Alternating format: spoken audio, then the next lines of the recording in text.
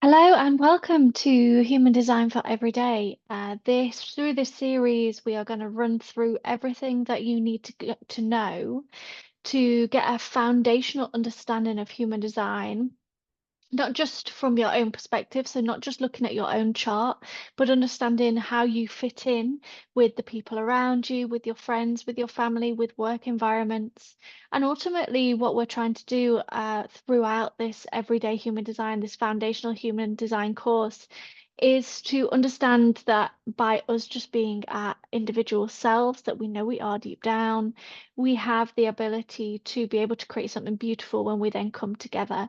If everyone is doing their own thing and being lit up by the things that give them joy and give them peace and give them happiness and give them space and give them creativity and freedom, then we create a family unit that has a knock on to a work unit, that has a knock on to a community unit. And we see this ripple effect then start to move through our societies. And human design really is a tool that asks you to be yourself. It asks you to be yourself through the lens of the stars, through the lens of astrology and philosophy, and really considering who you are deep down, considering what pieces of you have gathered along the way that aren't necessarily yours to carry forwards. Maybe they're generational, maybe they're ancestral, maybe it's just conditioning that you've picked up in this lifetime. And by us just being ourselves, we can create something beautiful. We don't have to have this head heavy planning energy that I'm gonna take over the world. Actually, you will find your own way by just coming back to yourself each and every night and considering how you have lived your life. So we're gonna look at, through this series of workshops, we are gonna look at everything that you need to get you started. So energy types is where we are going to start. Most people skip the energy parts, or they just read about themselves and they kind of go, oh yeah, I'm a manifestor, or oh yeah, I'm a projector. Yeah, I've read kind of a few things about that and kind of forget about it and move on, go down the rabbit holes of human design. The problem that happens then is you end up having all the information, but you're not embodying any of it. And because human design is meant to be a tool for empowerment and for alignment, you're not going to get that by just being in your head. So the idea behind this really is that I'm going to give you the information. Don't rush through all the series to get all the information down. Take time to consider, and with each one, you've got journaling questions, or I will give you plenty of questions as we go through. And really sit and consider those questions, really sit and consider that energy or that center or that number. And really, what you want to be asking yourself is, if this is what my energy is asking to do, or if this is what my body or my soul is asking to do, how am I not doing that? How am I not living in alignment with that purpose or with that gift? And where am I potentially cutting myself off from using those things that come easily to me rather than and consciously leaning into or subconsciously leaning into more struggle than I need to give myself. So I am going to cover energy types in this first workshop. What I do want to do first is just give you a background as to what human design is. So it is a self-development tool, it is an empowerment tool, it's an alignment tool. All of those things are really fancy ways of saying it's a process that asks you to be very present with how you live your life. It's a mindfulness tool. It's a mindfulness tool for your everyday. And human design in itself is quite complicated. There are so many facets of it. It's multidimensional because we are multidimensional beings. Um, and it's a combination of astrology and philosophy, and these are ancient astrology, ancient philosophies. So although it's relatively new, it was birthed in the late 80s, early 90s into our modern world and used from there. It's based on those ancient sources of information and wisdom that we have relied on for centuries. So it was birthed into the world by a guy called Ra Urahu, who downloaded it from Ibiza, and he basically heard a voice that said that he needed to bring these elements together so that people on planet Earth, us humans, could understand the energy body and the energy field in a format that they could see. And if we can see it, we can understand it. And we see so many examples of this throughout our daily lives. If we can see it, it's real. And the most important thing for me is that it's designed to be an experiment. So this is why I call it a practice of mindfulness. It's not a system that should be dogmatic or approached in a very rigid and structured way. The beauty of it comes when you start to apply it to everyday life. So this is why I bang on all the time about it's all right having the information, but if you're not embodying that information, if you're not letting it sit and contemplating it and understanding what that means for you and how far away from that you are at the moment, it's no good. You may as well just read a textbook and go, yeah, next. Nothing's ever going to change until you make the change from your body rather than from your head. And each and every person has a completely unique human design chart. You can get them for free. So at this point, if you've not got a chart, you can get them for free off my website, or if you just type in free human design chart, you will find them. You need your date of birth, location, and time of birth. And from there, you will get this graph, and that's exactly what it is. It's a graph that's reading data from the planets when you were born and the planets when you had when your soul incarnated into your body 3 months before you were born. And from there, it pulls together this ancient wisdom to show you what your energy body is asking you to align to, your map. This is your map. And it's taken from ancient systems, so the I Ching, the Kabbalah, the chakra system, and astrology, not just Vedic astrology, which I've written there, but astrology in general. So an introduction into your chart, when you put that information in, when you put your time of birth, location, and birth date, you will get something that looks like this. This is my human design chart. And it looks weird to begin with. You will look at it and go, oh my goodness, what is that? Really, the key things that you need to know are that all of these numbers down the side, when numbers appear in these side charts, in these side data tables, they are then populated on the inside. So for example, gate 33 up here, you can see is then coloured in my chart, gate 33 down here with a little stick coming out of it. And where two sticks meet, where two numbers are populated, so the 21 and the 45, I've got gate 45 lit up are from Venus on this side, and gate 21 is lit up by my moon on this side.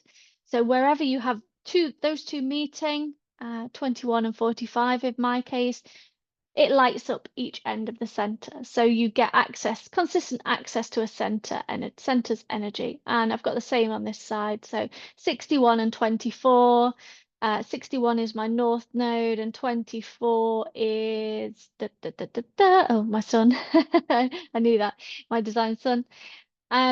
Where you've got those connected, again, you can see that the crown and the ajna either side are lit up. And then where there's no connection, there is some sticks and some lines and some colors, but there's no definition in terms of colored in centers. So squares, triangles, diamonds, they're all white because there's nothing connecting them to the other side. So this 37 isn't colored in because there's no data feeding it from these sides. There's no 6, there's no 49, there's no 30, because again, you won't find any of those numbers in one of these columns. So it's the data down the side that is feeding this graph in the middle.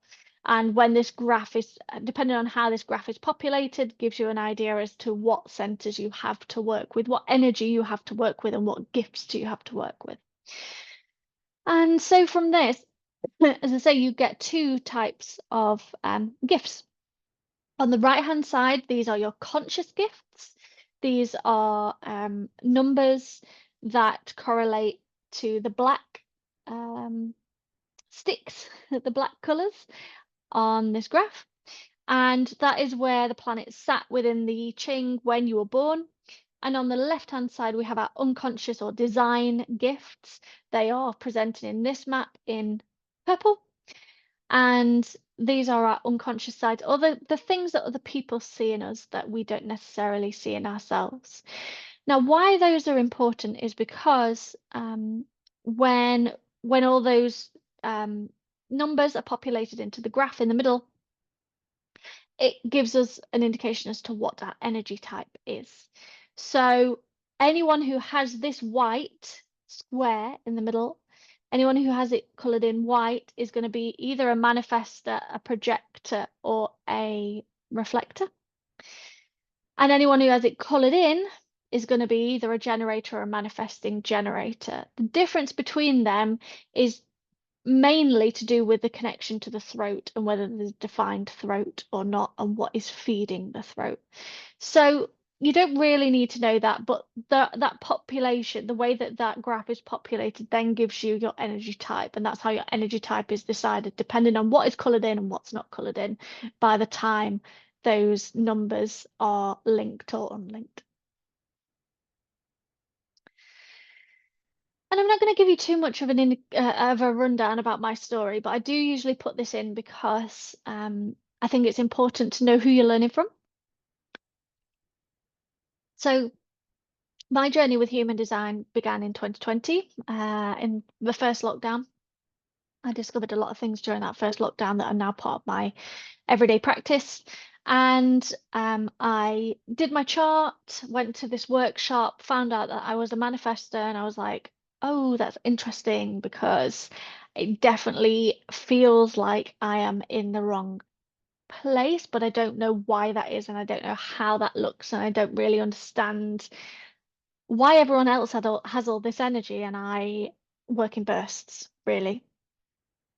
I was working in a creative job and I was expected to be creative all the time, and I couldn't understand why I couldn't do that. You know, I was having trouble with turning that creativity on and off.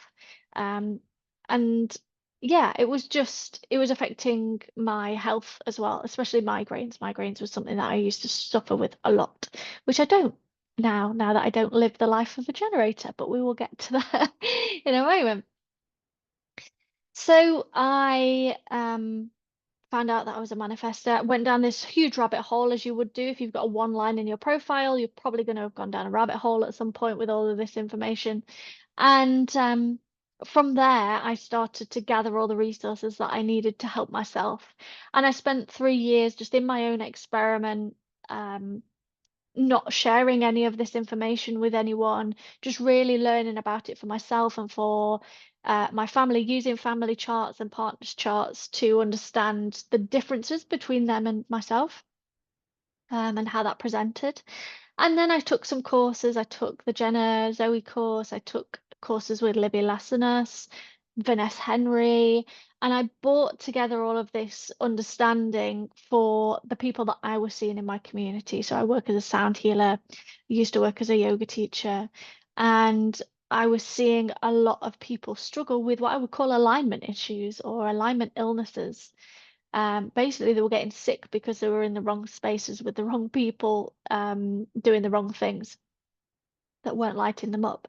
And I cover this in another workshop, another course series. So the Body Talks course, I delve into those alignment illnesses, stress, the impact of stress, and just how we can make ourselves sick from being in the wrong environment with the wrong people and putting the wrong things into our bodies, whether that's what we see, what we hear, what we eat, what we put on against our skin, and how our body is talking to us all the time, but we're just not listening and we don't understand how. And that uses human design in that sense. So if you are interested in that, go and have a look. But for me, this information was like well, why is no one teaching this in school? Why are we all taught to be the same and to expect that everyone can fit into a 9 to 5 role, and everyone should have all of this energy to be able to go out and do things? And creatives are lazy. That's another kind of conditioning that many creative people have to get over. And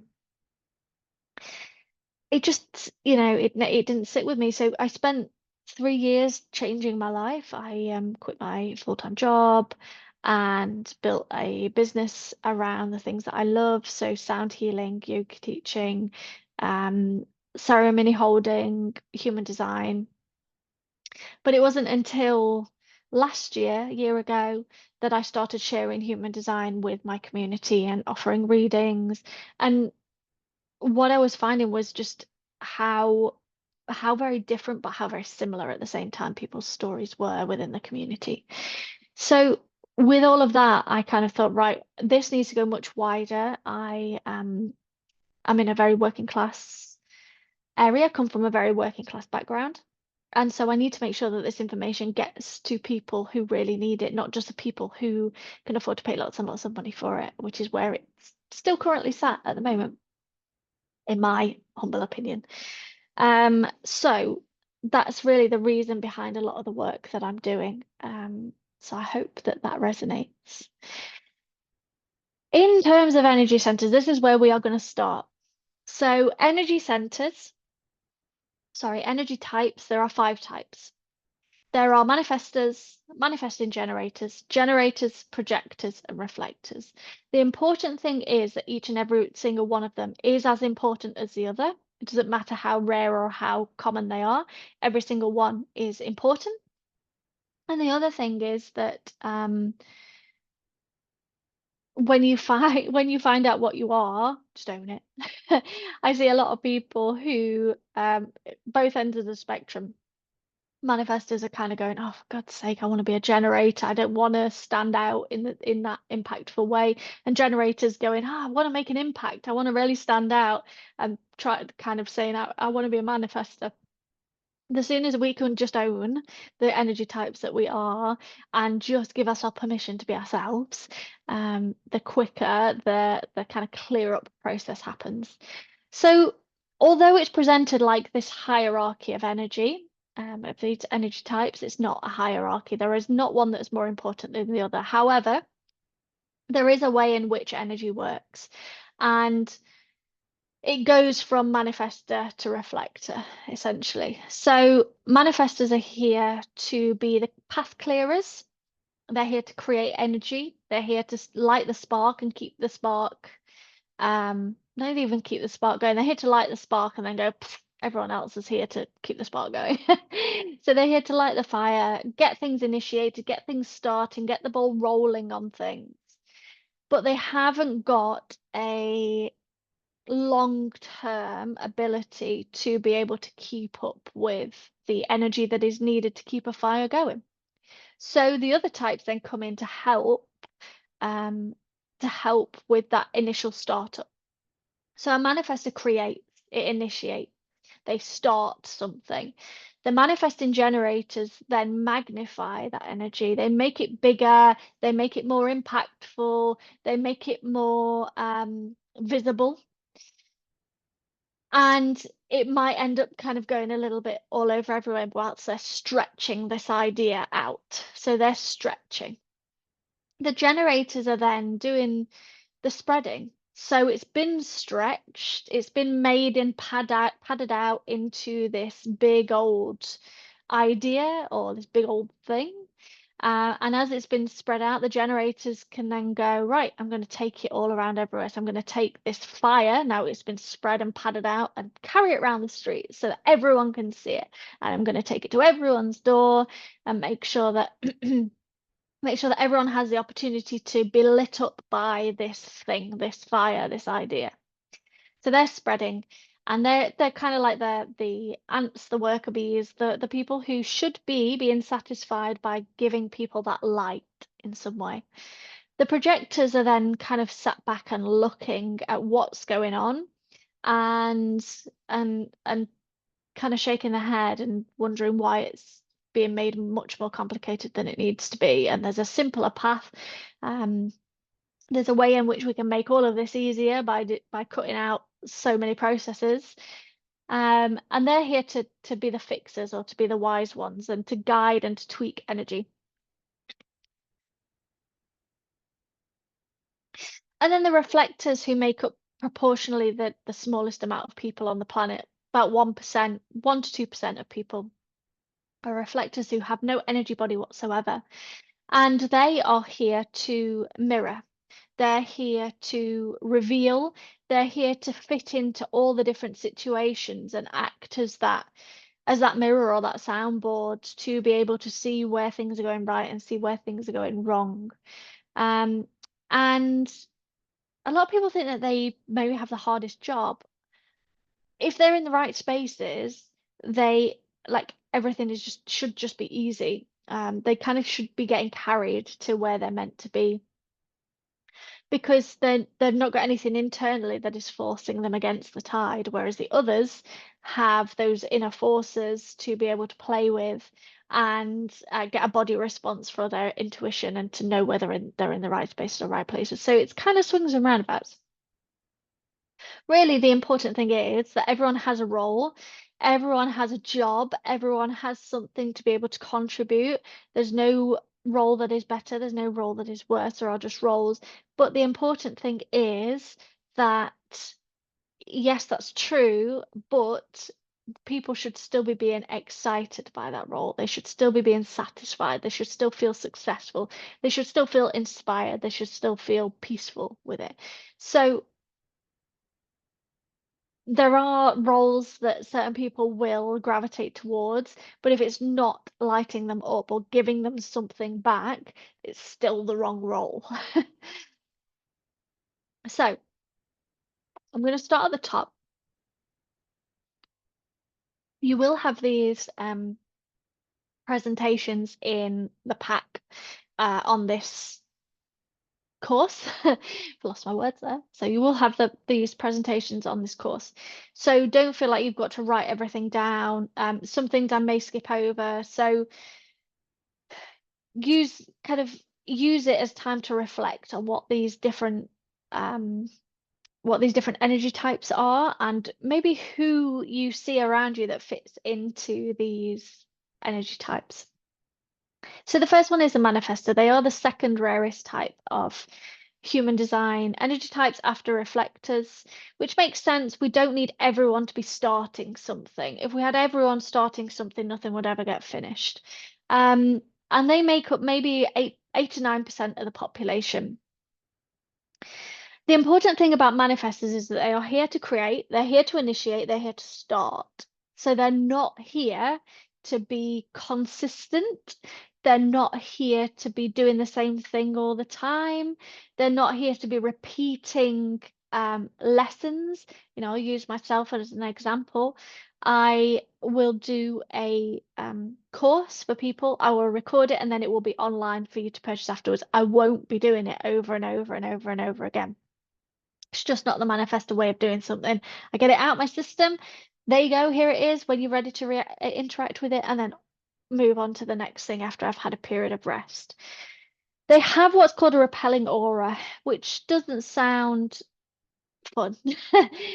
What it is it's a way of that person's energy being protected. It's a way of them not getting into friendships or collaborations with the wrong people, and people will just be repelled by them, usually by no fault of the manifestor whatsoever. People will just find an issue with whatever they're doing and decide to be offended by it potentially. This has happened to me quite a few times. It's it's hard when you consider the people pleasing aspect to that. So a lot of, not even just women, but a lot of people are brought up in spaces where they are taught that for their worth and for ease, they should be pleasing other people rather than pleasing themselves. And this can be where the repelling aura comes into a few difficulties, because if your aura is trying to repel someone, it's trying to get rid of them from your energy field so that there's a clear path forward for you to step into, and you're a people pleaser and you're trying to please them rather than listening to that aura yourself, there are some conflicts that can occur. So the first thing I would say to a manifestor is get okay with not everyone liking you. Not everyone's going to like you. That goes for everyone, but especially for manifestors. And you don't need to bring them onto your wavelength or bring them on your journey. You can just let them slide off, and that is fine. They're here to make some sort of impact and to initiate. So naturally, that is going to come with this repelling sort of thing. The thing that I have come into contact with the most is people that kind of phrases around asking for permission. A manifestor should never ask for permission. Ask for forgiveness if you need to. Inform people who are going to be affected by what you're doing. But what happens when you ask for permission is you give people the opportunity to give them your opinion. And it can potentially stop you from making this impact that you're meant to make. So ditch that. With that, there's going to be a natural big energy. And really, ideally, who are they in society? What should they be doing as jobs?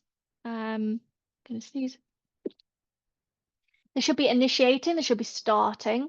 They can be managers and like CEOs, but I would say that that's not going to be a necessarily traditional job for them to be in because of the lack of energy that they have or the cycles that they work in.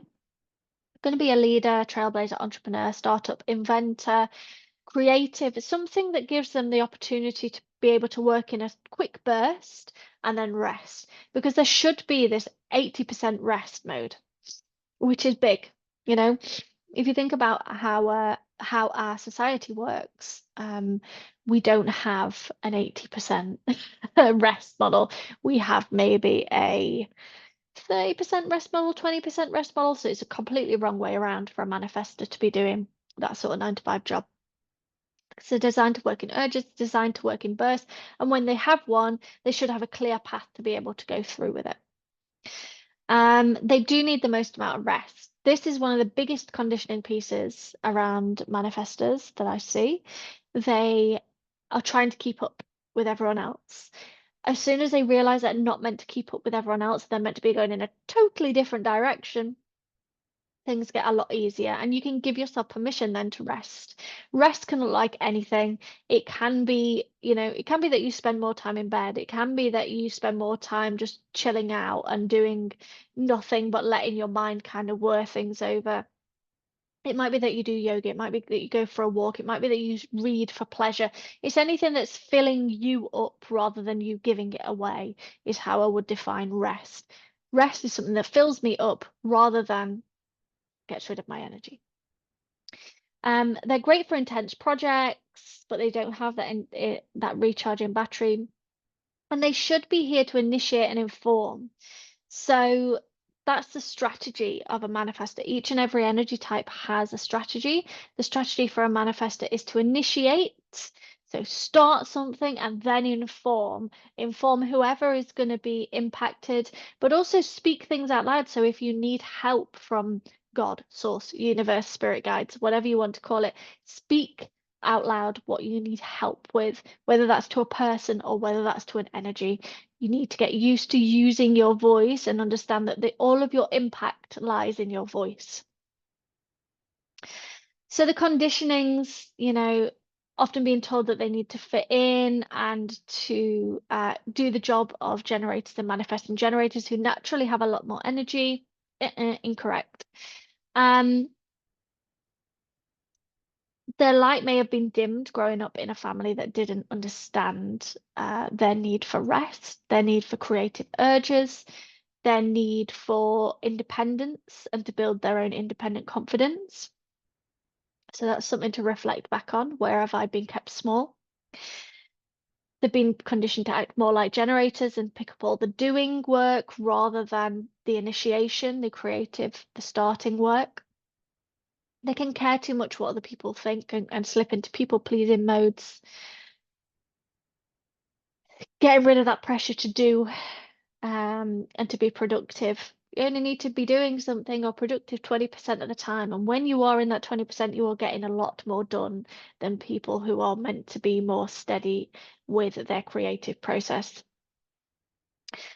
Um, and yeah, reflect on those, see which ones stand out. So key for a manifester to really understand that they're here to initiate. They're treading a new path.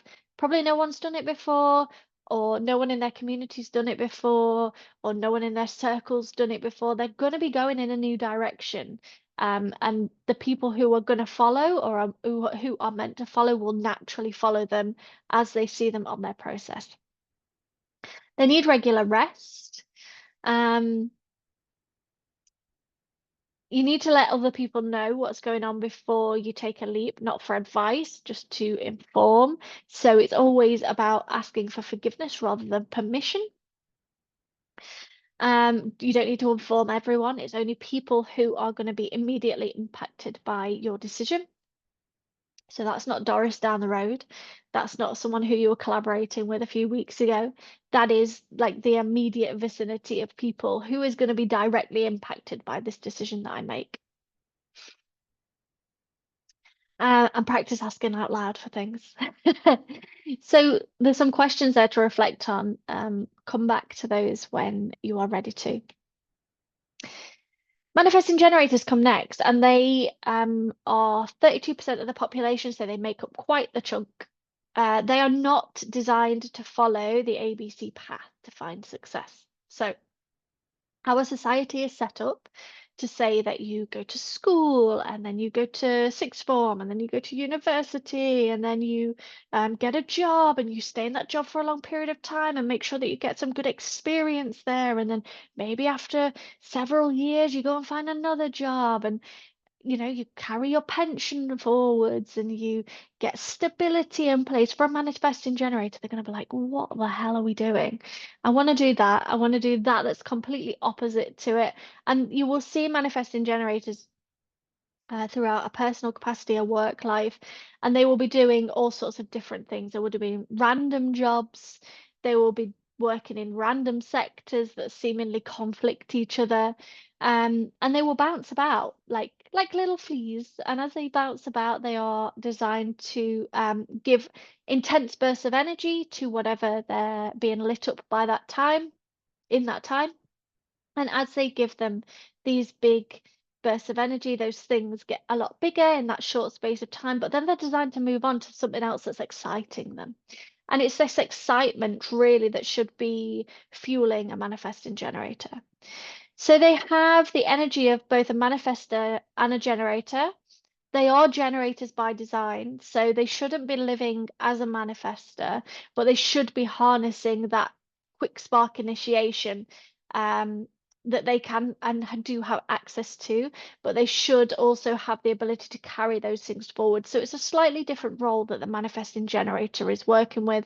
They're making something else that's already been created bigger, better, rather than sat scratching their head waiting for the next idea and surge to come, which is where the manifester is sat. Generators or have that defined sacral. So manifesting generators, because they're a generator type, naturally have that defined sacral, which is a battery in the middle. Really, that's the best way to describe it. It's like a rechargeable battery, and as long as you are fueling it with excitement and satisfaction and listening to the things that light you up and following the little things that light you up on a daily basis, you will have consistent access to energy throughout your entire life. When you're not listening to it and you're giving away more energy than you've got, maybe you're fueling yourself with more frustration. Maybe you're just not excited by something that you're doing and it's making you just feel a bit flat and a bit damp. That's when you're going to start to see burnout symptoms creep in. Fatigue, tiredness, lack of energy, lack of get up and go, blocked creatively. And it's because you're filling yourself with too many things that you're not meant to be giving your attention to. So manifesting generators, you will see them in society spinning lots of plates, probably have multiple businesses, interests, side hustles, loads of things going on that maybe even contradict each other. Um, but with that, they just love them all. It lights them up to be able to have that variety in their life. And they should be encouraged to lean into those many interests. When they're not being encouraged to lean into the many interests and they're being kept on this one path that's straight and narrow and it gets you to the finishing line of life, they're going to be really bored. They're going to suffer from burnout. They're going to suffer from stress because it's just not lighting them up. It's not giving them any fuel. Um, Their strategy, like the generator strategy, is to respond. This responding comes from the sacral, and it's like an excitement, a giddiness, a butterflies, and it will usually come out in their voice. So they'll get really excited by the littlest of things, and you'll hear them go, "Yeah, I'm really excited by that." And it comes out in their voice. It's like, um, and that's how you can also tell whether you're excited by something. Is this something that I'm ready to respond to? So instead of initiating and informing like the manifesting generator is here to respond. They're here to let themselves be excited by life, let themselves be a bit giddy, and notice what is lighting that sacral up, because that thing that's lighting you up is the thing that you're being asked to follow. So there's often a bit of conditioning around being told to be serious. When you're an adult, you've got to be serious. You can't go around giggling. You can't go around being excited by things. You've got to be serious. You've got to have your head down, head in the game. For a manifesting generator, if they're being too serious, they're not going to know what they're excited by. And if they don't know what they're excited by, they're not going to be responding to the right things. And therefore, they're not going to be letting their intuition, their bodily intuition, give them any information as to where they should be going in life and what they should be doing. So get rid of the serious hat. Let yourself show those little bits of excitement through the day, whether they're like a little jig that you do, whether it's a little noise that comes out of your mouth. Like, how do you show your excitement for things?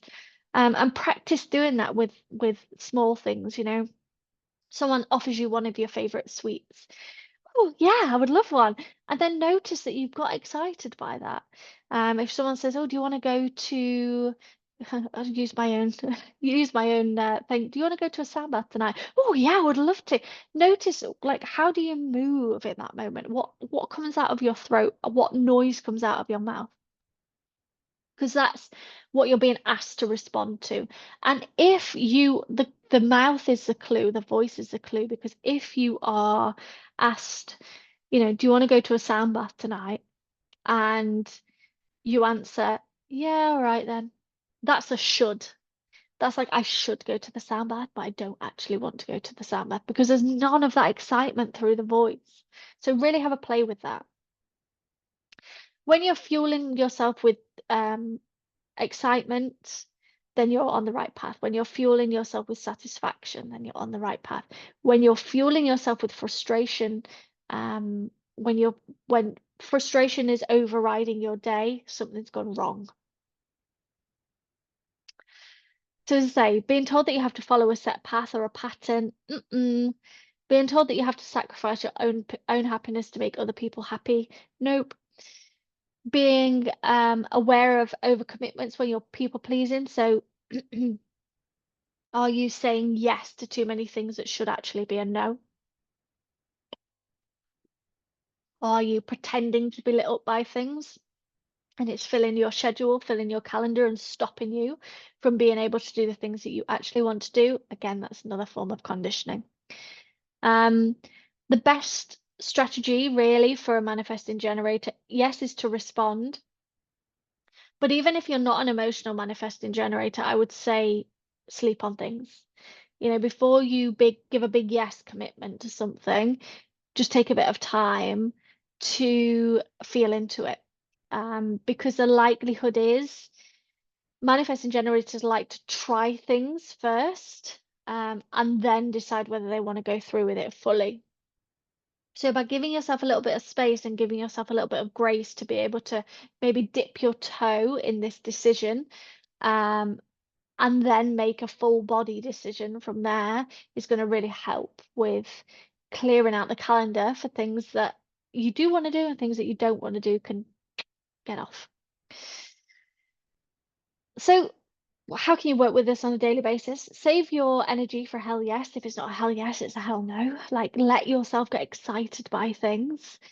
Instead of going out in search of things that excite you and initiating that process, notice what's coming into your energy field already that is asking you to respond to it, and let yourself respond to it.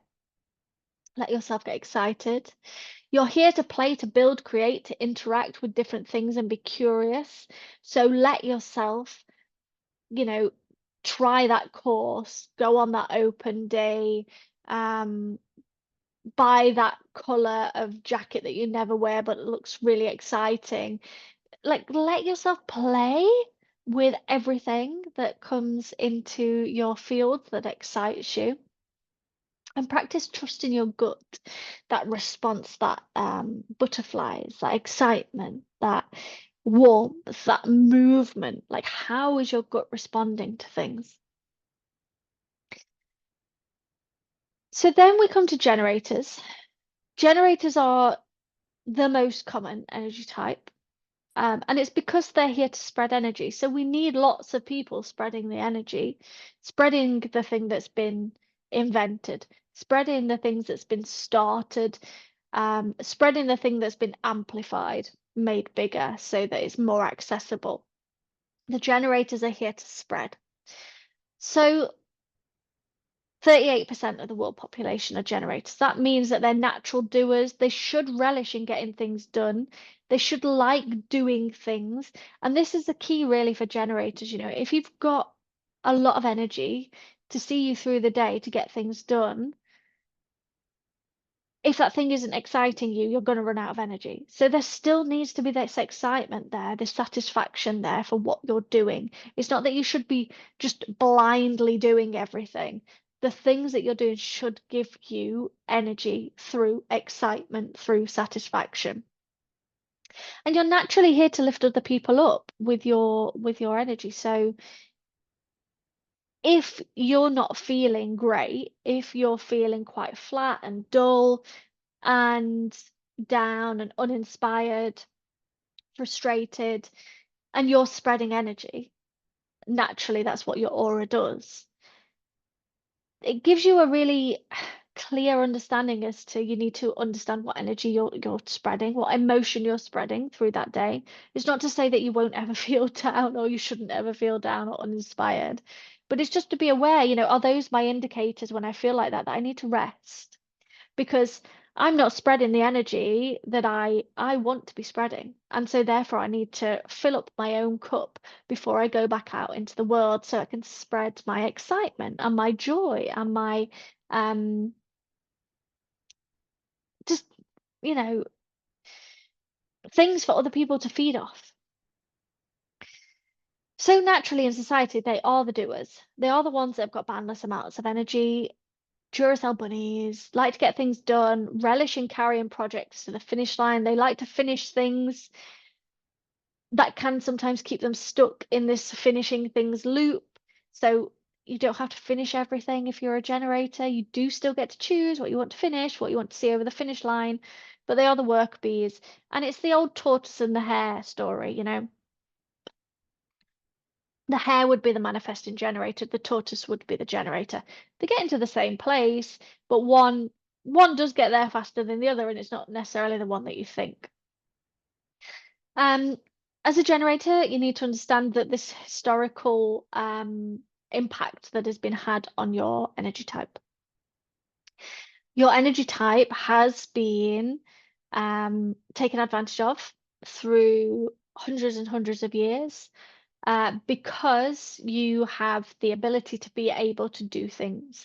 And this is why it's so important to understand that the things that you're putting your energy into should be giving you joy, should be giving you satisfaction, should be giving you excitement. You're not meant to be doing things that don't give you any of those things. So yes, you have the energy to do them, but you still deserve and should have an amazing quality of life because you're being filled up with excitement, with joy, with satisfaction. You should be the life and soul of the party. Everyone wants a generator around them to lift them up. It gives them access to natural energy. So if you have a party full of undefined sacrals, so manifestors, projectors, reflectors, it's going to be quite steady, slow, probably deep conversations. There's unlikely to be anyone up on the dance floor, unless they really know what they're doing and they've really learnt their craft. But generators, manifesting generators, will just be life and soul of the party because they've got this battery inside them, this energy that can be spread around, and they can help other people with that. When you're doing something you love, you can go forever. So this is really that reminder again that you need to be doing something that gives you excitement. The strategy is still to respond. So everything that I talked about with the manifesting generator in terms of energy, is correct. The only difference is the generator is the tortoise and they will have more of a steady process for going through life. Manifesting generators will be all over everywhere.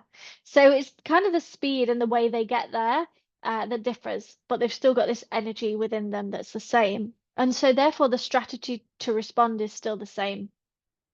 They will need to be given things to be able to respond to that excite them, that get them to know that the next part of their journey is coming from that excitement level inside. And if they're not being excited by it, it's time to let it go. And the same applies. So butterflies, squeals, shrieks, giggles, take notice of the noises that you make or those inner signals that are your excitement level. Your desires are important. So this is not about doing things for other people for the sake of doing things for other people. You need to be behind them. You need to be excited by them. They have the same self themes and not self themes. So frustration, if you're fueling yourself with frustration, that is a surefire way to burn out. But if you're fueling yourself with satisfaction and everything that you do gives you a little element of satisfaction, from cleaning to making the coffee to doing your job to picking the kids up to going to the yoga class at night, as long as everything gives you satisfaction, you are going to naturally recharge your battery every day.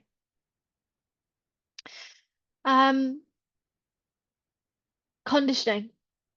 A lot of this conditioning comes in from being taken advantage of historically. And I do think for any generators that are watching,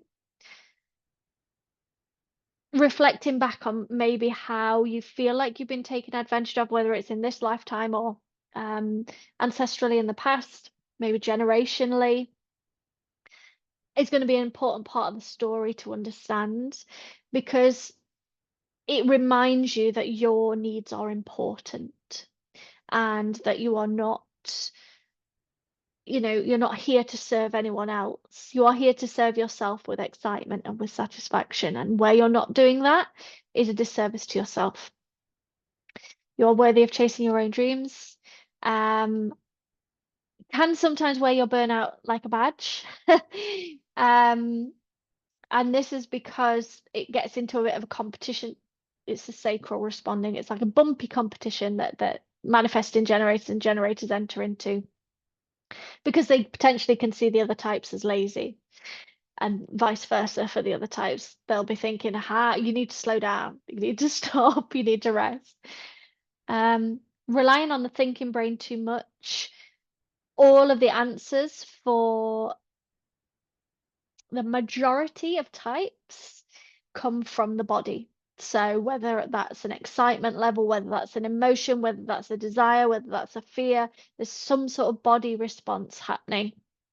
For generators, and manifesting generators, there's always going to be a gut response. There's always going to be a butterfly. There's always going to be an excitement. There's going to be something from a gut response that plays into this as well. So the head is very useful for certain situations, but it's not so useful for when you're wanting to make decisions for alignment purposes.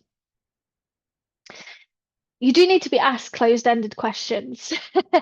So how this would work is it's because of the sacral, the gut needs a black and white, a yes or no, something to actually respond to. If you ask the gut an open-ended question like, what do you want to do today? It's just going to go, got nothing to get excited about. There's no answer to get excited about there. Whereas if you said, do you want to go to the cinema or the park? One of them would give you a gut response and go, oh, yeah, I want to do that. And so that's the one to follow. So use those closed-ended questions whenever you know a generator or a manifesting generator as well.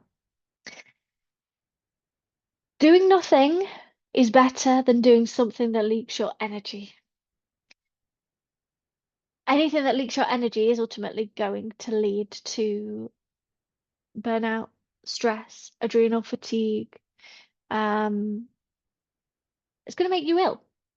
You know, it's going to be your body's way of slowing you down, essentially, so that you can notice where you're meant to be going and stop going down the wrong path. So make time for rest. You don't have to fill every element of your day with something in order for it to be satisfactory or for you to prove your worth. So you're here to lift other people up, but it has to be on your terms. You do have consistent energy, but only when it's a hell yes. Remember that you are worthy of all that you desire, not just fulfilling other people's desires. When you next feel burned out, tired, fatigued, reflect on where you've been leaking your energy, practice those gut responses, and stop suppressing the gut responses. Let them speak to you through your voice or through your body. Okay, so we get to the interesting ones. Not that the others aren't interesting. I'm a manifester, so I've already covered my type. The projectors. The reason why I say these are the interesting ones is because they are not here to serve in the same way that everyone else is here to serve. The manifestors, the manifesting generators, and the generators are here to add to the collective energy pool. So manifestors create energy for everyone, manifesting generators expand energy for everyone, generators spread the energy around. The projectors and the reflectors are kind of sat on the edge of that, seeing this kind of bubble going on, this kind of life being born and spread in the middle, and they're going, I'm getting involved in that. And they are a completely different energy type. They're not here for everyone else. They're here to serve themselves. And they're here to tweak and transmute and edit the things that are already in existence, not to generate or create something new. So they're known as non-energy beings. They're not here to add to the collective energy pot. And so with that, they are the seers. They are seeing things that other people are missing because they're too much in this bubble, too much in this container. They're a relatively new breed, and it was only with the discovery of Uranus that they came into being. Before 1781, there was no such thing as a projector. You were either a manifestor, manifesting generator, or I think reflectors were still around, but don't quote me on that one. And with that, with the discovery of Uranus, basically our understanding of life got a lot bigger. Our universe suddenly got a lot bigger, and it allowed for a new type of energy to come in to to go, right, we've got all of this stuff here now on planet Earth. We've created a hell of a lot of things. We've started to make some great progress, but we need to start tweaking it so that it's correct, it's working streamlined rather than just creating and creating and creating and creating. We don't need to keep doing that. We need to work with what we've already got and tweak and twist. So they're a relatively new type, which makes sense because if you think about before 1780s, if you weren't designed to be part of the collective energy pool, you're going to struggle to survive because of how life was back then. So who are projectors in society? They're good at fixing things. They're good at problem solving. They come up with more streamlined ways of doing things because they are meant to take a lot of time out to observe and to watch. And as they observe and as they watch, they come up with new ways of inventing the wheel. They come up with new ways of doing things that have been missed, that could make life easier for people, that could just help humanity in some way, whether that's on a family level, whether that's in a workplace, whether that's on a world stage. Barack Obama was a projector. So they come in and they kind of go, right, why are we doing all of these things? Let's cut that, let's cut that, let's stop that, let's stop that, let's pull these together and create something new from what we've already got that works and it's much more streamlined and much smarter. And then I'm going to go and rest for a little bit. Thank you very much. So they are the wisdom keepers, they are the wise counsels, they are the advisors, they are the seers, they are the consultants. And they're here to guide people through processes. So whereas a manifester who has this undefined sacral is here to initiate that process, a projector is really there to guide someone through that process rather than to just get them started and let them go on their merry way. Um, so they're not here to generate or create energy. They're here to work with what's already here to make it make it better, more streamlined, more attractive, more suitable. They're here to see and not to do. They see things that others don't because they are just seeing the world very differently because they should have time to observe as well. So they're seeing different sides to things. They're usually relied upon for their guidance and their wisdom. And unlike this strategy to respond, their strategy is to wait for an invitation or to wait to be recognized. And so really what this looks like is they're not meant to waste their energy on responding to everything. Everything that comes into their sphere, you know, 9 times out of 10, it's going to be junk that they don't want to be spending their time on.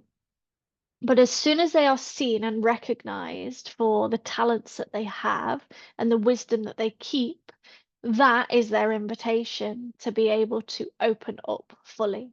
So, an example of this might be in a work meeting where really it's more of a dictatorship. The person is telling the projector what they're going to do and how they're going to do it. And if the projector then said at that point that, oh, have we thought about doing something like X, Y, and Z, it would just be shut down. At that point, when it's shut down, the projector feels bitter. They've leaked their energy. They've tried to make a difference. It's not been received. To me, that's an indication that the projector's either in the wrong place with the wrong person or hasn't waited for the invitation. Because what the invitation should look like is that that projector is recognized for the wisdom that they have within that role. So their boss in the second circumstance might be they come, they do a meeting with them and they say, look, I know you're really good at delivering this type of project, and I would really like you to take leadership of this project that we're moving forwards because you're good at it. That is an invitation from being recognized. And that is like a massive step forwards. Instead of responding to lots of different things and getting really busy with the 9 out of 10 things, they're doing the 1 out of 10 things and waiting, waiting, waiting. So patience is a big part of deconditioning for projectors and just waiting until that right invitation comes in when you're recognized, because once that door opens, that's it, you're off, you're flying.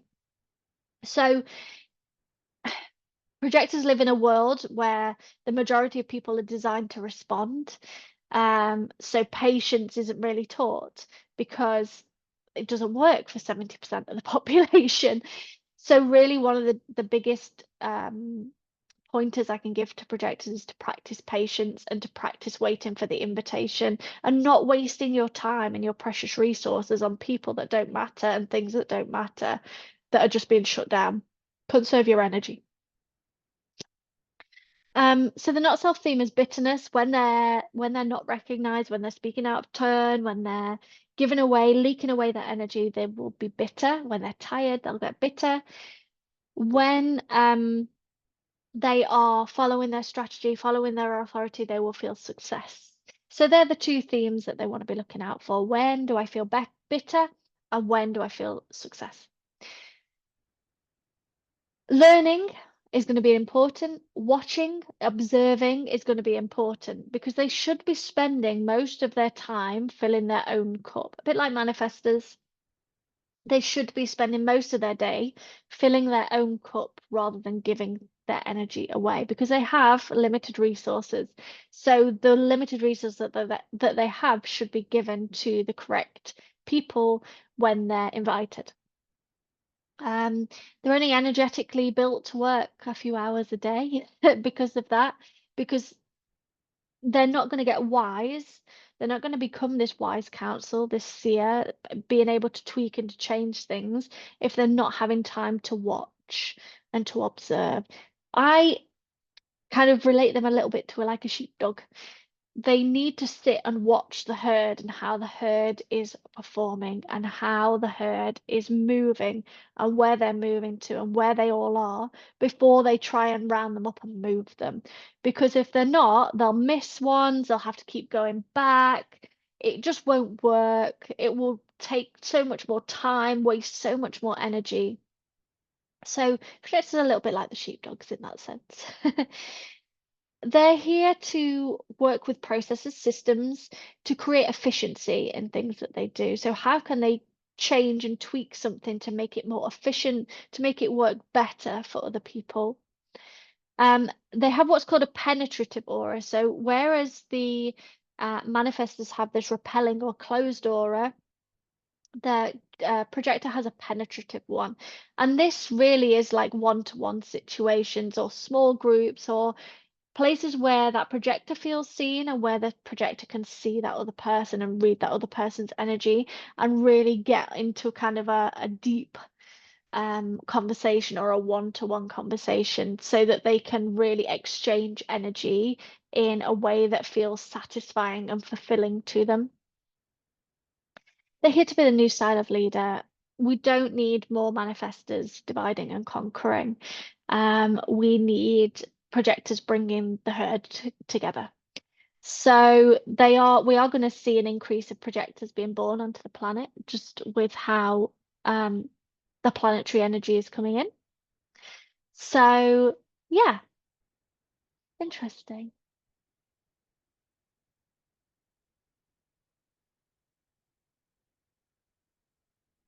Okay, so where did I get to? Conditioning of a projector. You've been told that you should have to work hard for to be successful at something. That is not true. You have to work smarter, not harder. You've been told that working a 9 to 5 is the only way to get things done, to earn money, to be worthy of success. Also not true. You'll probably need a team of people around you in some sense, but you may well be a manager of that team. You will thrive on your own in kind of consultancy work or one-to-one work where you can really see that person and guide that person through the process.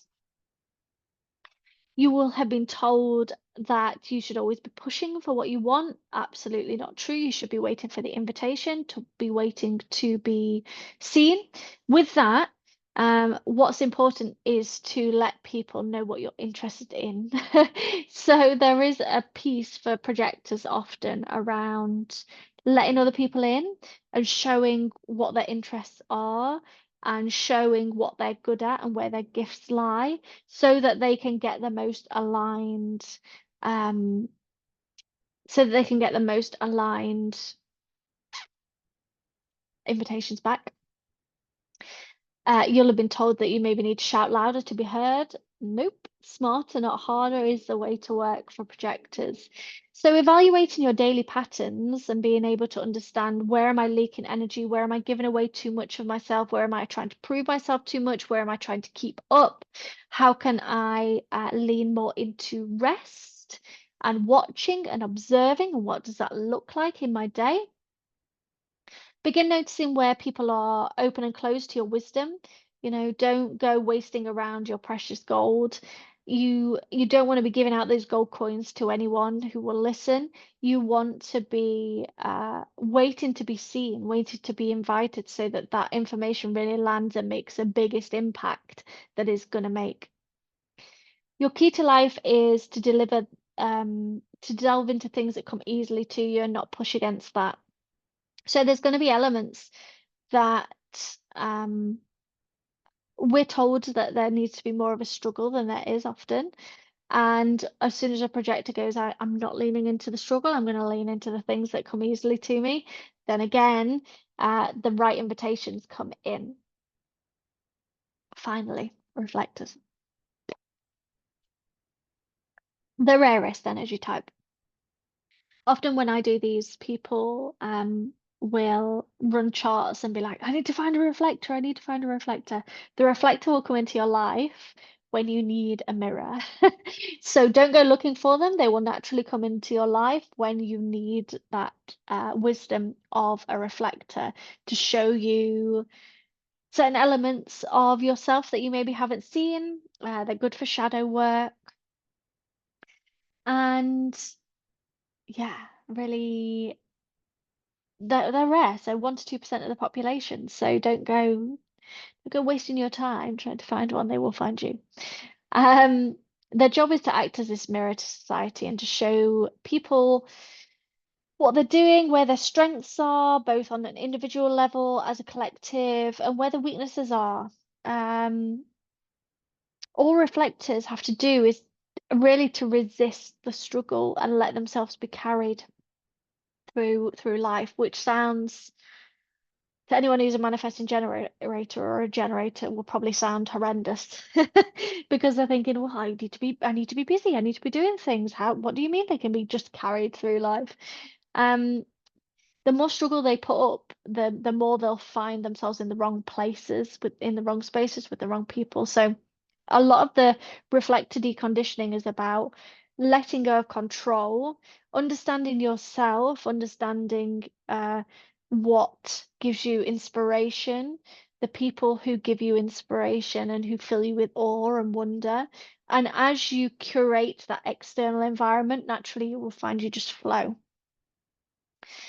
So they have no defined energy centers, which means that they have no consistent access to energy, but they do have temporary access to energy when planets, so transits, current transits, illuminate different gates and give them maybe temporary access, whether that's short term or long term, to energy through certain points of their life. So they're not completely energyless. It's just that they will have much more of an ebb and flow than any of the other types. And there's nothing in there that's consistent throughout their entire life. They are the ultimate chameleons within society. They can fit into any situation, any job, any role model, and their job is to bring communities together. It's bringing everyone together. And they will often be at the middle of a community in some way. So instantly, one of the ones that sticks out to me is Jurgen Klopp. Jurgen Klopp, the current manager of Liverpool, although he is just about to leave, is a reflector. And if you think about what he did when he brought the club together and the impact that he's had on knitting the community back together, that's a classic example of a reflector. And you will see him on the sidelines if you watch any of the football as well, which is quite funny. He shows the classic trait of wonder and awe, which is the self-theme for a reflector. And he will stand on the sidelines and be like, wow, oh wow. Like and there's all these kind of wow and kind of big, like big eyes, wide eyes, reactions to things. And it's very funny to watch when you know that he's a reflector. Um, but really they can be anyone they want them to be, and as I say, often they are mirroring something back to us. So another classic one would be Margaret Atwood, who wrote The Handmaid's Tale, who is showing us what society could be like in the future, if we allow ourselves to go down certain routes. So there's another way that there's community there, bringing people together, but also reflecting this back to us. Look, if we keep going down this route, this is potentially what's going to happen, and this is what I see in the future. So another reflector, but doing it in a slightly different way. As a reflector, really, you need to understand that you can be anyone that you want to be. Your contribution is to act as a mirror. You are here to serve yourself, not the collective, and to mirror what you see, so that others can create from that. So you're here to self-serve, which sounds selfish. It's not. The idea of self-serving is that you light yourself up. So you provide yourself with wonder, with awe, with inspiration. And as you do that, you are mirroring that back to other people so that they can find their inspiration, their awe, their wonder. You'll become a product of the people who you are around. So curating your network of people, curating your friendships, curating your relationships, curating your environment is going to be so important because really the quality of that is going to determine the reflector's quality of life in general and how they are carried through life and the spaces where they end up finding themselves. You feel the most deeply and are highly sensitive, intuitive, and also psychic. So you're feeling energy through every center of your body. Every center of your body is interpreting some information in some way. So a lot of the things that you feel won't necessarily be yours, which is another reason why curating your environment and the people that you're around is super important, because you don't want to be carrying energy that isn't yours all the time, especially without knowing about it. By becoming a mirror and allowing yourself to reflect, you are liberating people and highlighting their strengths and weaknesses. So again, it's a really important job to be able to do. What am I highlighting? Who am I highlighted to? Who are my people? Where's my environment? Or what am I showing them within this? And how can I create something around showing them this as well? How can I make that inspiring, wondrous? Letting yourself embrace this chameleon-like quality is going to be really liberating. So knowing that you're not necessarily going to have one place where you fit in, you might have 10, you might have 20, you might have 30, you might have one. You know, there's this expansion that can happen if you allow yourself to expand. There's a much more present moment living to this, because you need to be able to understand who's giving you the energy, who's giving you the good vibes, who's giving you the bad vibes, who's giving you the toxic vibes, who's giving you the down vibes. Being able to understand that is going to be a key part of keeping yourself healthy. The strategy for a reflector is twofold. So it's to be carried. So allowing yourself to be carried through life is really important. Trying to resist the need to input a struggle at some point. If you're struggling, I would be looking at the people, places, environments around you. What is that struggle telling those people and you? And also to wait a lunar cycle. So obviously to wait a lunar cycle is there for the whole gender spectrum. Everyone has the ability to watch the moon, to understand what it's doing. Really, the 28-day cycle is to allow your emotions to go up, down, round, and round, and then land back on a clear decision before you say yes to a big decision. The other thing that I would say for people who menstruate is that following your menstrual cycle is also a really important and potentially more important than the 28 days, so that you can understand whether you're on a high or a low, or you're in the middle where you're flat, because understanding your emotions and the emotions around making a decision is going to be important, and you can then start to track where that is coming from, whether it's coming from the moon, whether it's coming from menstruation, whether it's coming from people, whether we're in the right spaces. So conditioning for a reflector is that you need to understand that your superpower is your sensitivity. Yes, you are going to be more sensitive to emotions. Yes, you are going to be more sensitive to environments and to people and to places, but that is the source of your wisdom. It's not a sign for you to close off from the world. It's a sign for you to go, who are the people that I want to spend time around and where are they? And curating your life really from there. Because all of your senses are undefined, there's a lot of room for conditioning to come into play, especially in childhood. So if you've been told that you need to be one thing, for a reflector, that's not true. You can be anything that you want to be. So I would be pointing you towards what creates surprise, what creates inspiration, what creates awe, what creates wonder for you on a daily basis, and how can you work more of that into your life? Creating your environment is important.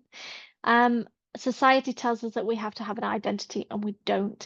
Not having an identity, though, can sometimes confuse and scare people. They don't know what box to put you in, and therefore they kind of panic. So that's just something to be aware of from a conditioning perspective. So strip back the need for labels. You don't have to put a label on yourself. You don't have to conform. You don't have to have an identity. And that's true for you. Create an emotional release practice. What feels right for you? How can you get rid of this emotional baggage that you are potentially picking up on a daily basis? So grounding practices, swimming, water practices, yoga, breath work, having a crying playlist, like anything that helps you to just shift emotions through the body is going to be really helpful. Begin seeing your sensitivity in terms of emotions, psychic abilities, conditionings as a strength. And when you start to see those sensitivities as a strength, what can you create from them? So to round this very long presentation up on energy types, the highlights really is that everyone's got their own unique job. We are all designed to work to our strengths and not to fix our weaknesses. So really understanding what your strengths are from an energy type perspective is really important, and not just learning about them. There's loads of things in there that we've discussed that you can bring into your life to start experimenting and practicing with, depending on what type you are. But really, manifestors are here to create and initiate, start. Manifesting generators are here to make things bigger, to amplify them, to add voice to them, to make them louder. Generators are here to spread and share energy amongst communities, amongst people, amongst families. They're here to share and send that network far and wide. Projectors are here to guide us and to tweak things, to provide wise counsel to us. Reflectors are here to reveal and mirror things back to us and help us to understand how our energy works and how other people's energy works. And so in the next part of this, I am going to go through profile lines. The profile lines help us to steer our energy on a daily basis. They give us indications as to where we should put our focus with this energy type understanding, but really take a little bit of time now to go back through the notes, to go back through your chart, and to understand if this is my energy type, and I understand now what my energy type is, where am I out of alignment from that on a daily basis, a work basis, a lifetime plan, whatever it is, how am I not listening to what my energy body wants to do? And I will see you next time for the profile lines.